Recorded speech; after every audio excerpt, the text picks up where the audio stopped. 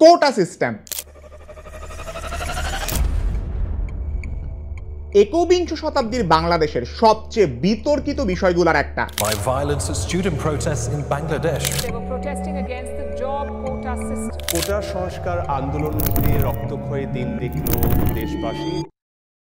2018 সালের আগে 56% সরকারি চাকরি কিছু স্পেসিফিক এন্টাইটেল গ্রুপের জন্য বরাদ্দ ছিল। 30% মুক্তিযোদ্ধাদের ছেলে মেয়ে এবং নাতি নাতনি, 10% নারী, 10% এলাকা ভিত্তিক, 5% ইন্ডিজিনাস কমিউনিটির মেম্বারদের জন্য, আর 1% ছিল প্রতিবন্ধীদের জন্য। যেই কারণে আলটিমেটলি দেখা যেত মাত্র 44% বেসিক্যালি মেধার বেসিসে আসতেছে, যেখানে এই পরীক্ষাগুলোতে প্রায় 3.5 লক্ষ থেকে 4 লক্ষ মানুষ কম্পিট করে, আর সিট থাকে মাত্র কয়েক হাজার। এত বেশি সংখ্যক পরীক্ষার্থীর বিপরীতে এত অল্প সংখ্যক সিট একটা ওয়ার্ল্ড রেকর্ডই বলা যায়। আর সেইখানে এত বড় একটা পার্সেন্টেজ কোটাতে চলে যাইতেছে। এই ইস্যুতে কিন্তু 2008 এবং 2013 সালেও আন্দোলন হয়েছিল, কিন্তু সেটা পুরা দেশব্যাপী ছড়াইতে পারে নাই। তবে 2018 সালে যে আন্দোলনটা হয়েছিল সেটা পুরা দেশব্যাপী ছিল। আর এই বছরের জুলাইয়ের 4 তারিখ সুপ্রিম কোর্ট হাইকোর্টের কোটার পক্ষে দেয়া ভার্ডিক্টের পক্ষে রায় দেয়। এন্ড সাথে সাথে আরেকটা কোটা আন্দোলন দানা বাঁধতে থাকে।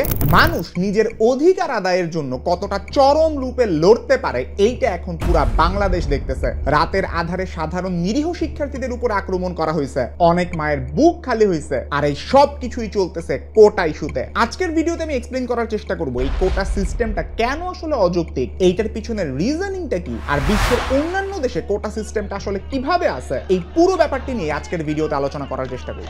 তো চলুন শুরু করা যাক।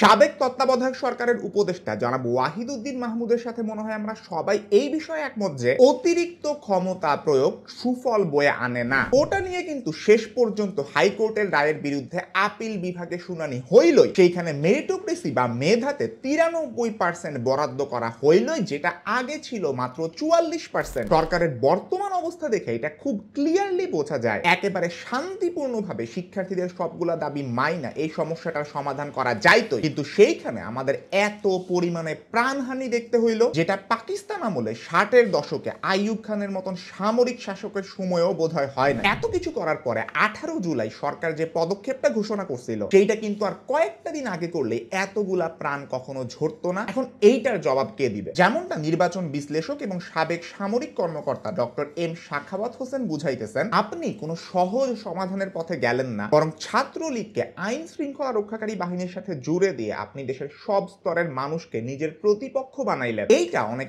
উদ্বেগ বা চিন্তার বিষয়। ঢাকা বিশ্ববিদ্যালয়ের বাংলা বিভাগের সাবেক অধ্যাপক জনাব আবুল কাশেম ফজলুল হক তার একটা সাক্ষাৎকারের মধ্যে বলতেছেন, প্রথম দিকে কোটা আন্দোলন শান্তিপূর্ণই ছিল, তবে 3টা কারণে এই আন্দোলন সহিংস রূপ নেয়। নাম্বার 1, সরকারের দায়িত্বপ্রাপ্ত নেতাদের কাছ থেকে উস্কানিমূলক বক্তব্য। নাম্বার 2, আন্দোলনকারীদের বিরুদ্ধে ছাত্রলীগ এবং যুবলীগের অবস্থান। এবং নাম্বার 3, আইন শৃঙ্খলা রক্ষাকারী বাহিনীর বাড়াবাড়ি রকমের বল প্রয়োগ। পুলিশের যদি একান্তই আত্মরক্ষার জন্য ট্রিগার করা লাগে তাইলে সেটা কোমরের নিচে করার কথা। তবে রংপুরে বেগম রোকেয়া বিশ্ববিদ্যালয়ের শিক্ষার্থী শহীদ আবু সাইদের ক্ষেত্রে যে সেটা হয় নাই তা আমরা ভিডিওতেই দেখতে পাইছি। তার বুক আর মাথাকে একেবারে ঝাঁঝরা করে দেওয়া হয়। সব মিলায়ে প্রচন্ড সহিংসতার ভিতর দিয়ে পুরো ব্যাপারটা আগাইলো। দেখেন, কোটা সিস্টেমটার ইতিহাস বাংলাদেশের স্বাধীনতার আগে থেকে আছে। পাকিস্তানের সময় পূর্ব পাকিস্তানের জন্য একটা এলাকা ভিত্তিক কোটার ব্যবস্থা ছিল। স্বাধীনতার পরে আমাদের সিভিল সার্ভিসে কিন্তু কোটা সংযুক্ত করা হয়। আমাদের সংবিধানে 29 নম্বর অনুচ্ছেদে কিন্তু বলা আছে,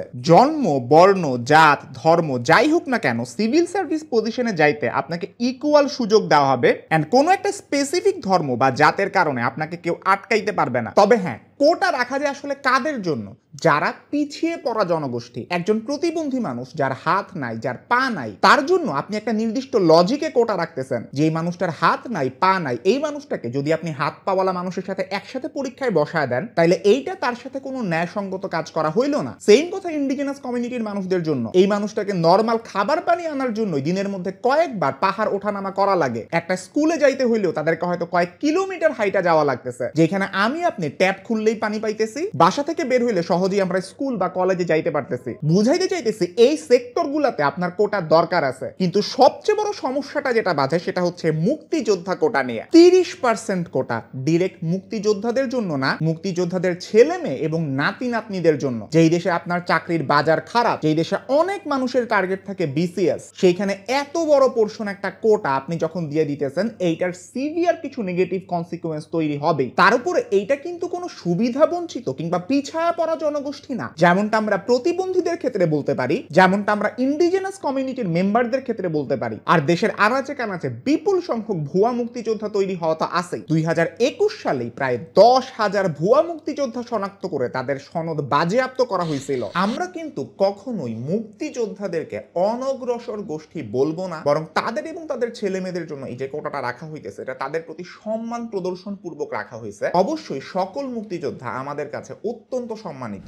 এখন তাইলে আপনাদেরকে দেখানো দরকার অন্যান্য দেশে কোটা সিস্টেমটা আসলে কিভাবে চলে। ইন্ডিয়াতেই কিন্তু টোটাল সিভিল সার্ভিসের প্রায় 59.5% আসে এই কোটা থেকে। চিন্তা করেন এই পার্সেন্টেজটা কিন্তু বাংলাদেশের থেকেও বেশি, কিন্তু ওদের এখানে এইটা নিয়ে তেমন গ্যাঞ্জাম হয় না। তার কারণ আছে, ওদের 5টা ক্যাটাগরি আছে। এর মধ্যে উপজাতি 7.5%, জাত ভিত্তিক কোটা 15%। আপনারা যেহেতু জানেন ইন্ডিয়াতে জাতের বেসিসে অনেক ঝামেলা হয়, অর্থনৈতিকভাবে যারা দুর্বল তাদের জন্য 10%, আর সংখ্যালঘু আর অনগ্রসর যে জনগোষ্ঠী আছে তাদের জন্য 27%। এইখানেও আবার একটা লিমিটেশন আছে, একটা পরিবার থেকে কেবলমাত্র একজন এই সুবিধা নিতে পারবে, আর যে এই সুবিধাটা নিবে সে হয় উচ্চ শিক্ষা অথবা চাকরি, দুইটার যে কোনো একটাতে এই সুবিধাটা ইউজ করতে পারবে। এখানে কোটা যে বেসিস গুলোতে দিতেছে প্রত্যেকটা বেসিসেই দেখেন ওরা হইতেছে স্বাভাবিকের থেকে পিছায়া পড়া একটা জনগোষ্ঠী। দ্যাটস ওয়াই ওরা ইকুয়ালি যাতে নরমাল মানুষদের সাথে কম্পিট করতে পারে সেই জন্য এই কোটা ব্যবস্থা। পাকিস্তান কিন্তু আবার পুরো সিস্টেমটাই রিজিয়ন বেসড করে ফেলছে।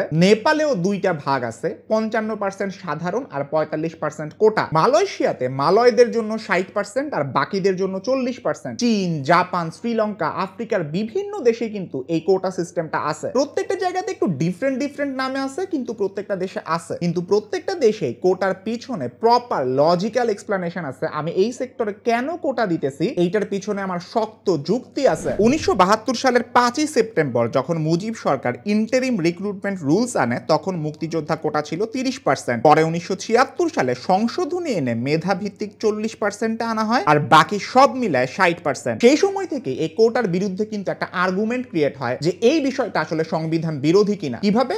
আপনি আমাদের সংবিধানের 29 নাম্বার অনুচ্ছেদটা দেখলেই আশা করি ক্লিয়ার হবে। সংবিধানে কিন্তু সরকারি নিয়োগ লাভে সুযোগের সমতার মধ্যে বলা আছে, নাগরিকদের যে কোনো অনগ্রসর অংশ যাতে প্রজাতন্ত্রের কর্মে উপযুক্ত প্রতিনিধিত্ব লাভ করিতে পারেন সেই উদ্দেশ্যে তাহাদের অনুকূলে বিশেষ বিধান প্রণয়ন, কোন ধর্মীয় বা উপসম্প্রদায়ভুক্ত প্রতিষ্ঠানে উক্ত ধর্মাবলম্বী বা উপসম্প্রদায়ভুক্ত ব্যক্তিদের জন্য নিয়োগ সংরক্ষণের বিধান সংবলিত যে কোনো আইন কার্যকর, যে শ্রেণীর কর্মের বিশেষ প্রকৃতির জন্য তাহা নারী বা পুরুষের পক্ষে অনুপযোগী বিবেচিত হয়, সেই রূপ যে কোনো শ্রেণীর নিয়োগ বা পদ যথাক্রমে পুরুষ বা নারীর জন্য সংরক্ষণ করা হইতে রাষ্ট্রকে নিবৃত্ত করিবে না। এই তিনটা জায়গায় দেখেন কোটা ডিরেক্টলি ওয়ার্ডটা মেনশন করে নাই, কিন্তু যে বিশেষ সুবিধা দেওয়া হইতেছে যে কয়টা জনগোষ্ঠীকে, এখানেও স্পষ্টভাবে বলা হইতেছে যারা পিছায়া পড়ছে রাষ্ট্রের মধ্যে ওদের জন্য আপনি কোটার ব্যবস্থা করতে পারেন। বর্তমানে কিন্তু মুক্তিযোদ্ধা বা তার বংশধররা এই পিছিয়ে পড়া বা অনগ্রসর ক্যাটাগরিগুলোর মধ্যে পড়ে না। যদি আপনি কোটা সংস্কার করেন সেটা সংবিধানের সাথে সাংঘর্ষিক ডেফিনেটলি হবে না। তো পুরো ভিডিওটা যদি সামারি করি, আজকের ভিডিওতে মেইনলি এটা দেখানোর চেষ্টা করা হয়েছে অন্যান্য দেশে কোটা সিস্টেমটা আসলে কিভাবে চলে, ওরা কিসের বেসিসে কোটা রাখে এবং তার পিছনে যে প্রপার লজিক্যাল এক্সপ্লেনেশন আছে সেইটা দেখানো, আর আমাদের দেশে কোটা পদ্ধতির সংস্কার যে